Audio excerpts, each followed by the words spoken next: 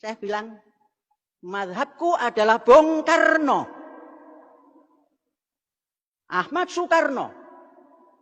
Karena dalam tulisannya itu nggak pakai Bung, Ahmad Soekarno. Loh, ngejar lagi. Orang-orang mazhab Syafi'i, kok sampean mazhab Soekarno itu gimana? Mazhab itu jalan yang mengantarkan kita pada ibadah yang benar sesuai petunjuk Nabi SAW. Antum kalau tidak bermazhab, bagaimana bisa berislam dengan baik? Jadi mazhab itu bukan kelompok, mazhab itu pilihan dalam mengamalkan ajaran-ajaran Nabi SAW. Misal begini, saya ingin kembali pada Al-Quran dan Sunnah.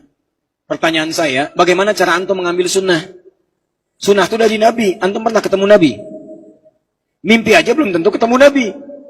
Nah, cara antum mengambil dari Nabi disebutkan oleh Nabi di hadis Ibnu Majah nomor hadis 233. Wa innal ulama'a warathatul anbiya, dan para ulama itu pewaris para nabi.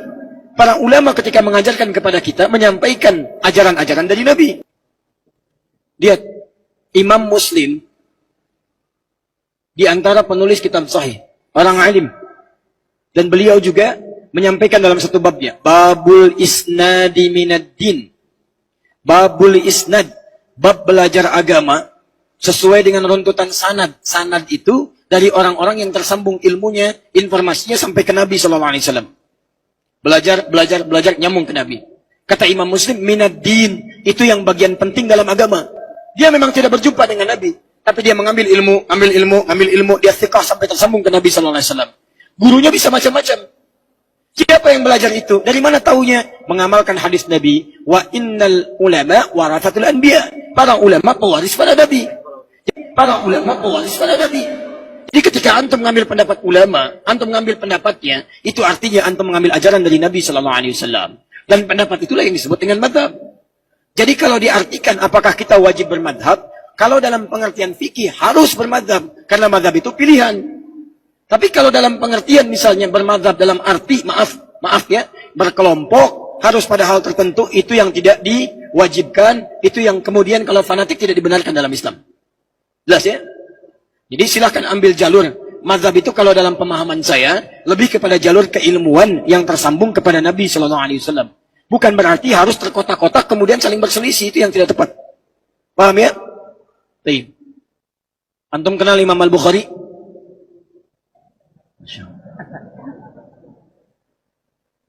Alhamdulillah. Semalam ada yang Umar, sekarang kenal Imam Al-Bukhari. Baik. Imam Al-Bukhari, imam besar, menulis kitab sahih, bermadhab. Madhabnya Syafi'i. Ya, bukan berarti tidak kenal yang lain, tapi mengambil ilmu dari jalur. Imam Muslim, Syafi'i. At-Tirmidzi, Syafi'i. An-Nasai mengambil Syafi'i.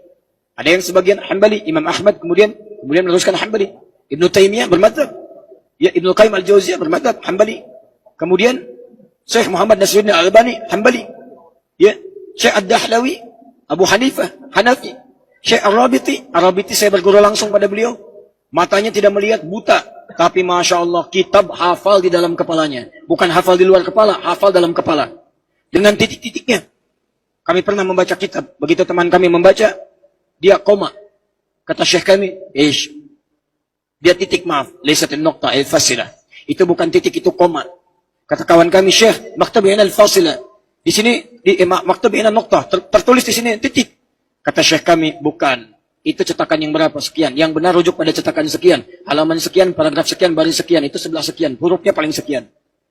Beliau itu, saking dalamnya belajar, sampai buta matanya. Antum masih bisa melihat berapa yang dipelajari. Coba kita kembalikan lagi. Jadi bermadhab itu bukan berarti ngambil kelompok terpisah-pisah. Tapi untuk mengembalikan pemahaman kita sesuai dengan petunjuk. Silakan, gak ada masalah. Di Saudi bermadhab. Ya, Syekh Saudi itu madhabnya Hanbali. Di Mesir rata-rata Syafi'i. Syria Syafi'i. Libya, Tunisia, Maroko, Maliki. Pakistan, India, Hanafi. Ya, jadi kalau bermadhab itu artinya jangan dibuat susah. Artinya kita ingin kembali pada tuntunan yang benar. Tapi tidak boleh fanatik dalam madhab.